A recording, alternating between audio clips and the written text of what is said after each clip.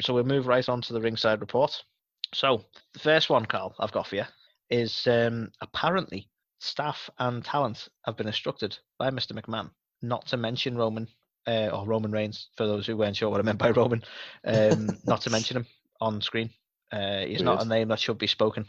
I don't think it's been done with any malice. It's just been done. I think this is a bit that kind of bugs me with WWE at the minute, because I kind of understand where he's coming from, because he's like, well, he's not in any storylines at the minute. He's not on screen, and we don't want people to be looking for him, if you know what I mean, in that sense. But he's treating everyone like idiots again by going, but don't mention him. They'll forget, right?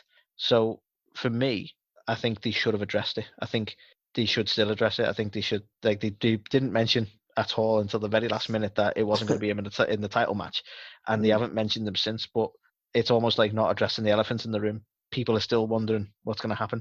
What's the harm in saying, oh, I wonder, like, if Roman's going to come back, if he's going to challenge, or, you know, I don't know how you'd mention it, but why not address it? You know, we all know exactly what's happened. We all know he's having to stay at home. We all understand the situation. We all have a lot of sympathy for him. There wouldn't be any harm acknowledging it. It doesn't make any sense. No. But he's trying to have it so that we all go, Roman who? No one's mentioned Roman.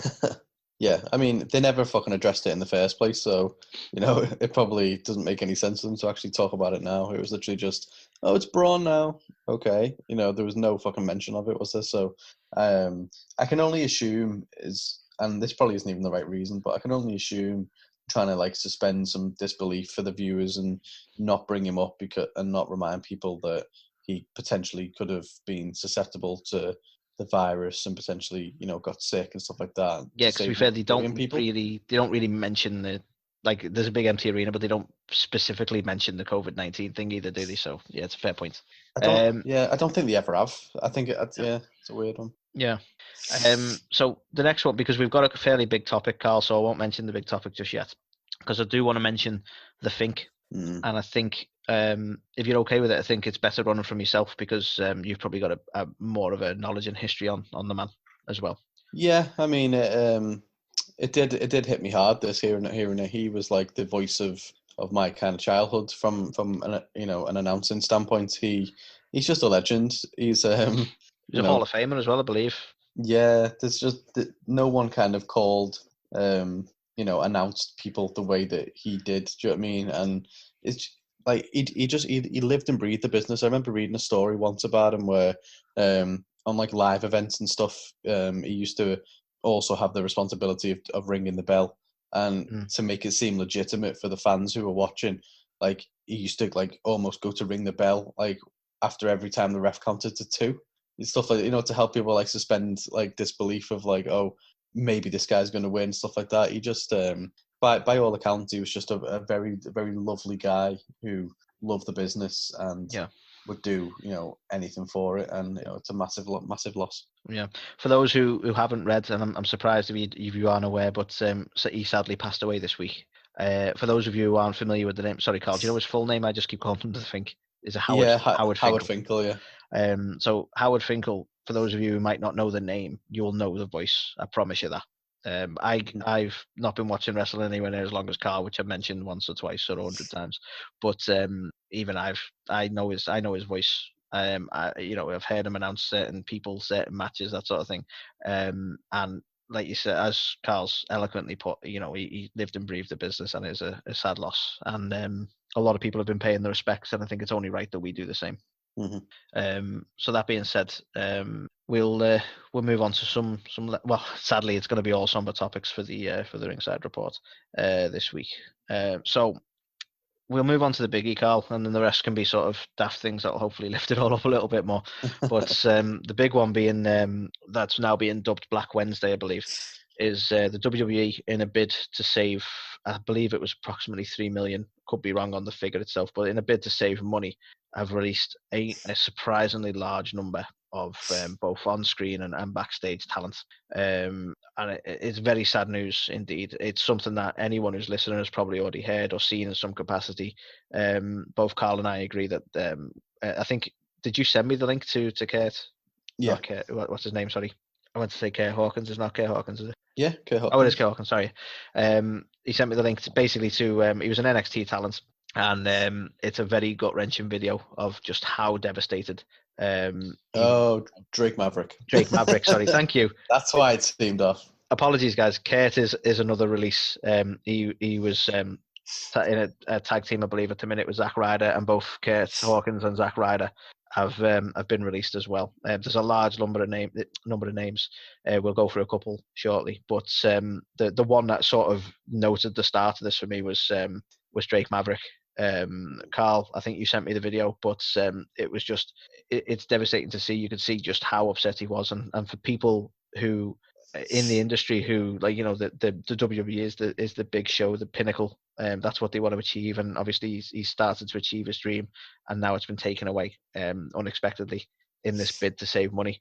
And this is where we mentioned briefly before in the NXT talk that this chap in particular is still in the cruiserweight tournament, so we know his days are numbered in that tournament, but sadly a lot of it was pre-taped, so we know he's still got some matches, we know he's still in it in some capacity, but we also know that WWE have now released him, which kind of taints the whole thing. But devastating, like a large number of people. Carl, do you want to go through some of the names that, I mean, I know off the top of my head, one of the biggest names for me, Kurt Angle being released. Not surprising in some senses, but, you know, a massive name to let go as well. Yeah, it's just crazy. I think I'm not even sure how many there is in total, but there's a large amount. Yeah, I mean, at the time I started writing it, it was 19, but it's been going up since as well. It wasn't just purely contained to the Wednesday. You know, it's been going up since then. But I mean, we've mentioned Drake Maverick, we've mentioned Kurt Hawkins and Zack Ryder. We've also had both members of the OC. You know, these people, this is the like, certain moves like this are baffling, like, because we've had both Luke Gallows and Carl Anderson. They've now been released, and they have literally just come off being in one of the biggest matches of WrestleMania. It's so crazy. how many people could say they've been in one of the biggest matches in WrestleMania and then a couple of weeks later been released from the WWE? It's insane. Yeah. And certain people like Anderson and Gallows, I don't think you'll be bothered, but they've got an avenue to go down. They're going to go back to New Japan. I think they've made that fairly plain at this point. But certain people, you know, it's devastating for them, and they're knocked for six. They don't know what they're going to do now. We've had it's like someone like Ryder, Zack Ryder, for example. Like where does he go? Like he hasn't known anything. He hasn't known the indies. What is it? You know I think correct me wrong. It's either 14 or 17 years that he's been with WWE. It's a long time. He's a long time. I want to say 17 years off the top of my head, but he's been with them for a long time, and they've never really given him the push he deserves. And you could always argue that, but he's, like you say, he's never known anything else. The one thing I'll say for Zach, I don't know if you've seen it, but and this isn't a dead set. This is it's purely rumor mill. But Cody Rhodes has always given him a lot of credit. Has always said he's an amazing talent, and I think it was both him and Jim Ross have said, like, if there was one name they could get from WWE, it would be Zack Ryder, because he's got something. So I mean, hopefully you could see him turn up in AEW, but AEW at the minute are in the same boat. So would they be taking new talents on in a world where they can't use them? I mean, yeah, it's one of them. I think as well, from my understanding, everyone who got released have got a 90-day no compete clause. Yeah. So I believe WWE, just for anyone who's listening and thinking, fucking hell, WWE have agreed to pay them for that 90 days as well. So it's not like you're out the door, go fuck yourself, and there's a no compete clause. They are at least able to sort of, you know, bring home the bacon during that 90 days as well. Sorry, Carl, I didn't mean to interrupt. Just wanted to clarify. No, I just so it's one of them. I know. I mean, let's let like this whole fucking thing that WWE have done to save £3 million, or $3 million. It's ridiculous. It's fucking bullshit. WWE were on target to make a fucking huge profit, the biggest profit that they've ever made. You know, they've got a massive fucking TV deal with Fox. Well, yeah, apparently, even with the COVID-19, they were still going to make a hell of a lot of money, which makes sense because they've still got them TV deals there. They're still putting a TV show out every week on Fox and every week on the other channel they've got. And, you know, they still sold a pay-per-view despite not being able to sell tickets to the arena. They've lost money in some senses, but they still made money. And just while we're on the topic of it, Carl, as how ridiculous this is, Another point I had for later on in the Ringside Report, but I'll mention it now, was we're also been made aware this week that the WWE shareholders are actually going to be paid a dividend of it's going to be 12 cents per share on the 25th of June. They'll be getting this payment, and this equates like across everyone. But the 12 cents per share, given the number of shares, equates to about 9.4 million to be paid out to shareholders. And the shareholders, bear in mind, include the McMahons themselves. Yeah. So they've gone and give themselves a nice big payday, 9.4 million worth of pay, right? And not one person has even gone, well, let's maybe keep the talent. We can save 3 million right there, and they haven't done it. And another thing, and I think I sent it to you the other week, is Forbes magazine actually provided a list of the top paid talents in WWE, and even one or two of those top talents could have easily covered that 3 million. Like Brock Lesnar being a main example, he's the top paid star in WWE at the minute, surprisingly, and he's on 8 million. So, like, I'm not saying cut the big talent. Obviously, they're your money makers, but there's money there, and they didn't have to do what they've done. And I'm very surprised they've done it, because there's more competition now for wrestling than there ever has been. New Japan's a lot more prominent. AEW's there. TNA's still knocking about. There's plenty of places they can go in that sense. Not as big as WWE, but why are WWE making stupid moves like this? This hasn't just affected the stars who were cut. Like we've heard from AJ Styles since about how devastated he is about losing his brothers. So it's going to affect morale in general. Even Braun. So by all accounts, Braun Strowman only really had two friends, and they were Drake Maverick, who got released, and EC3, who got released. Yeah. So he's it's so, again, in such an unprecedented time, it's so unprecedented. I can't get my head around it. And certain examples, these aren't major things, but certain examples, like they've cut Sarah Logan. So her last match in WWE, unless they've taped other stuff, I could be wrong, but she got massively squashed, and now she's been kicked out of WWE. And she was a big name on the indies. It just doesn't, like, EC3 was a big name in I think indies as well, but TNA as well. Yeah. A lot of these people, they're talented people. It's like, why you haven't even started using them? What are you doing? There's been some suggestion of furlough as well, but as I'm given to understand so far, they're just furloughing the backstage talent, the producers, that sort of thing. For anyone who's curious, they've also furloughed or potentially fired a lot of backstage people, which include Fit Finlay, who a lot of these people you probably remember from in-ring days as well, but we've got Fit Finlay, Lance Storm, Micro Thunder, The Fiend's dad has been cut. That's crazy. We've got Shane Helms, the Hurricane, Sean Davari, Billy Kidman, all people that you remember from their in-ring days. So they've not just been with WWE in a capacity backstage for a long time. They've been there for a long fucking time, like in-ring as well. Can you help me with the name of the referee who was cut as well? Mike Chioda. Mike Chioda, who's put nearly 30 years in with the business. Yeah, that's crazy, that. Yeah. So, absolute shocker from WWE. And I think they've come under a lot of criticism for it, understandably so. But yeah, I don't want to harp on the topic too much, because it's a sad topic. But hopefully, they all find something better or something different, or something that makes them happier. But there's a lot of names there. One thing I'll mention is Heath Slater taking it like a champ, has brought out some merch. Now he's changed his "I Got Kids" slogan to "I Got Fired," which is fan-fucking-tastic.